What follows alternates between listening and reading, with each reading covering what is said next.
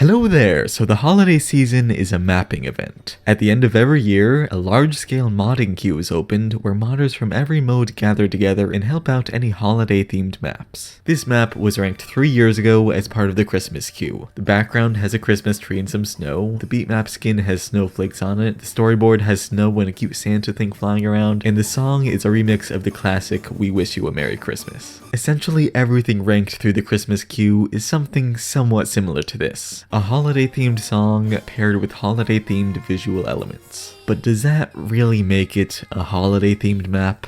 It depends on how you define theme in relation to mapping. If you remember, I sort of mentioned themes in my video about gimmicks. That's a video where I talked about specific gimmicks on this map. For this difficulty, I focused on the 1/4 slider gimmick. For this difficulty, I focused on the overlapping gimmick. But for this difficulty, I focused on a few different concepts. This uses a small circle size, rhythm involving not many sliders and a lot of full beat gaps, as well as spacing that doesn't allow for conventional snapping most of the time. None of its concepts are individually special, but when combined, they work together to force precise aim. As I said in the video, you could even call precise aim the theme of the map rather than the gimmick. Similarly, the theme for this difficulty is high speed by combining the 1/4 slider gimmick with extreme slider velocity and a high usage of sliders overall. The theme of this difficulty is hard reading by combining the overlaps with low approach rate and low stack leniency. The reasons behind these themes are interesting, but we'll go over that a little later. The next thing I want to touch on is that themes aren't only restricted to these broad types of gameplay. There's unlimited different ideas mappers can express by combining concepts. Something that I see pretty often as a theme is actually a person's individual mapping style. For example, this is a map by Evil Elvis. He designed it using concepts that are repeated in a lot of his maps. Comboing that's not directly on each new downbeat, emphasizing sounds with small spacing, not always utilizing implied slider flow, specific types of slider shapes, specific ways of complementing objects visually, and so on. If I see a map like this, I think, oh, that's Evil Elvis. I can see it pretty clearly.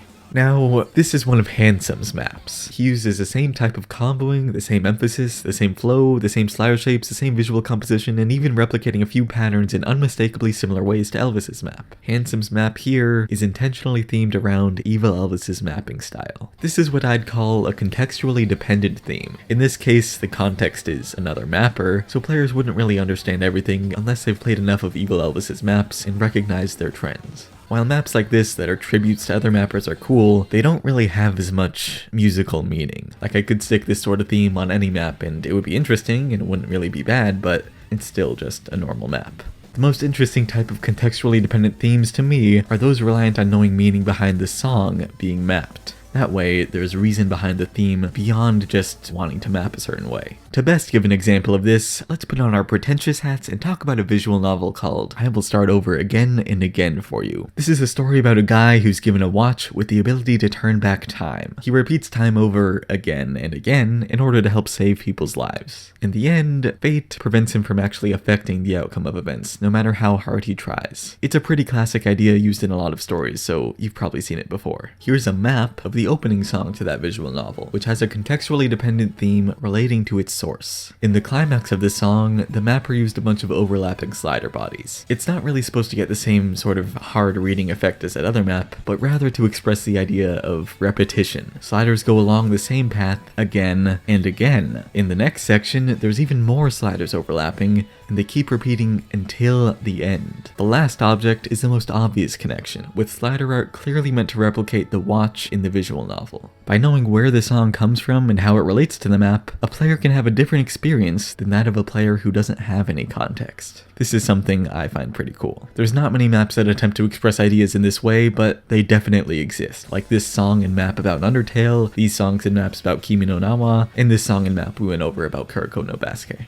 So back to the main reason I'm talking about this. Holiday-themed maps. As far as I've seen, they don't exist. Maps promoted around this time of year are just normal maps with holiday-themed backgrounds and songs, while their ways of mapping aren't holiday-themed at all. The examples I've given for themes so far are what other mappers have done before, but as I said earlier, there's no limitations for how to represent ideas through mapping concepts. So I googled Christmas. The first things I saw were a Christmas tree, tree ornaments, some snow.